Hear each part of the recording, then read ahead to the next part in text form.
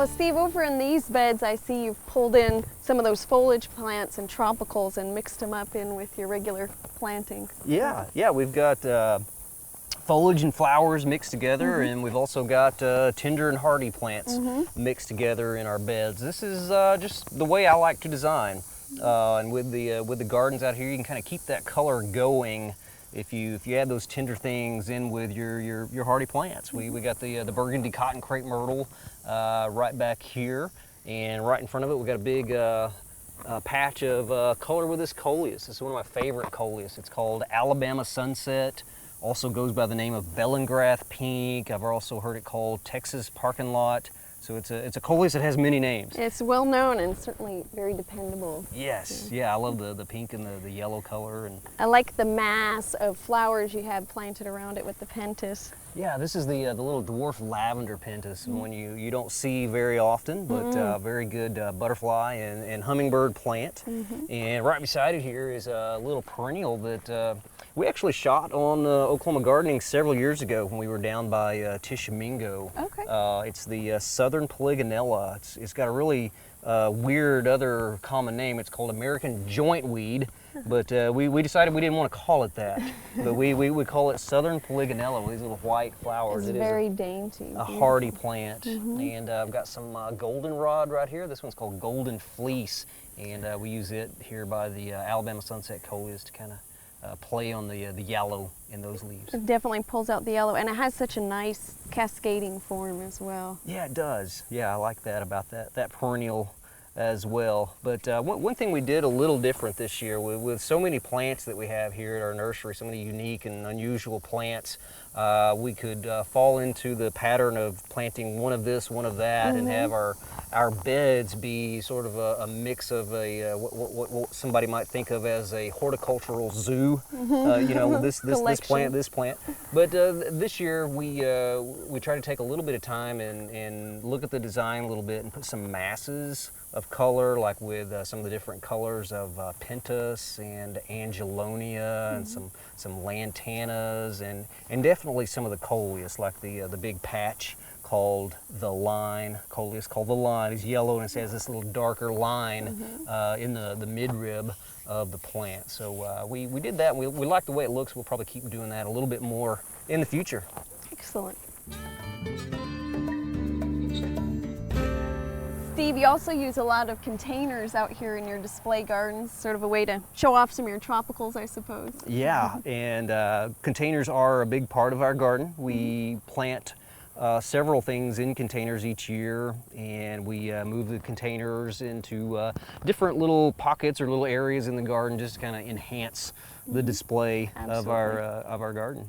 And this one I see is planted in that very traditional mixed way with our 3 layers of planting. Exactly, yeah, that traditional mixed container with a central upright element like this bronze crinum here. Then we've got the bushy plants with this little bronze-leaved pilea and the lavender pentas right here. And then we got the spilling plant or the cascading plant with this white variegated Alternanthera spilling all the way down the sides of this blue tall container here. But you don't have to do this. You know, it's perfectly fine to just put one plant in a pot, and it can look spectacular. And you were saying earlier how you can group those. Yeah, with these two, for example, the color combination is so striking. So just a group of plants that all complement one another. Single plant in a pot works just as well. Simple and easy to do, and gives you a great display. Tell me about these 2 plants. Well, these 2 plants I got on a recent trip this spring. You know, we do mail order. We ship our plants all over the country. Right.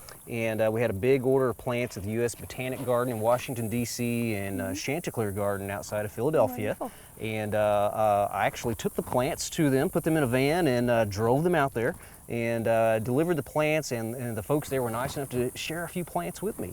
Excellent. At the U.S. Botanic Garden, they gave me this new Artemisia. It's from Hawaii, and I just love the name. It's Artemisia mauiensis. Nice. It's got wonderful soft texture. It's beautiful. Yeah, it's a tropical plant. It's not going to be winter hardy, but it looks outstanding in the container there. Very, very fine texture. And this Coleus back here is brand new. Got that from Chanticleer. It's called Black Patent Leather. Very dark and nice texture and very shiny. And of course you can use plants that are very familiar when we're doing this. You have a couple of Coleus Pentas over there.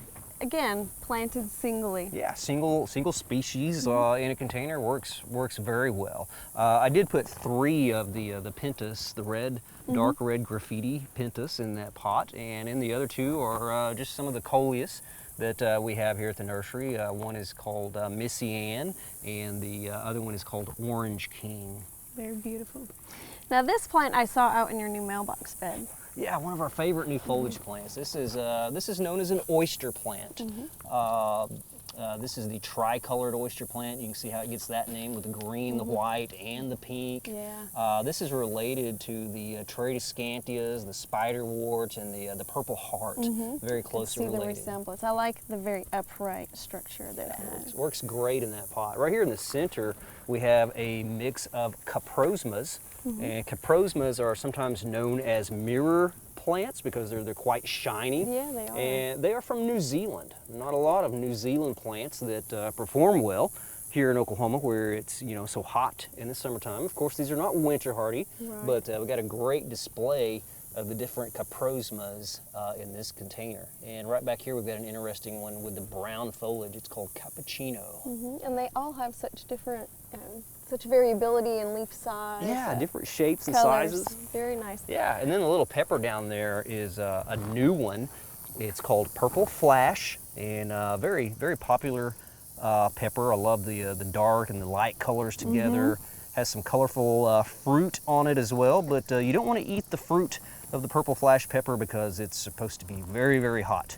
And of course, our trusted cat, Panther, is down there taking a break in the shade, maybe hoping to catch a small frog or something. Bustani mascot. That's right. Well, there's one more plant I wanted to look at before we leave here. Steve, I noticed this plant earlier and I was attracted to it because I'm always looking for a vine, but one that's not terribly aggressive. This one seems to be fairly compact. Yeah, it doesn't go everywhere in the garden. This is known as redwing, and it's a plant that is woody. It's winter hardy, but it dies back to the ground every year. So what it grows each year is not going to be all over your home or all over your support, and will make a nice sized vine for the garden. And you can see why it's called red wing. It has these beautiful yellow flowers, and then once those go to seed, it produces these bright red samaras. They almost look like the wings of a maple or something like that. So you get those two colors. And it's a beautiful combination, the red with the yellow there. Yeah. Absolutely. Is it related to a maple tree? No, it's actually in the family Malpighiaceae. And we have another plant out here known as the shower of gold that some of the viewers may be familiar with as well. Makes a great tropical plant in the same family there. Okay. Well, Steve, thank you so much for sharing your plants with us today at Bustani. You're welcome. Thank you for coming out. We'll have to come again. Yes.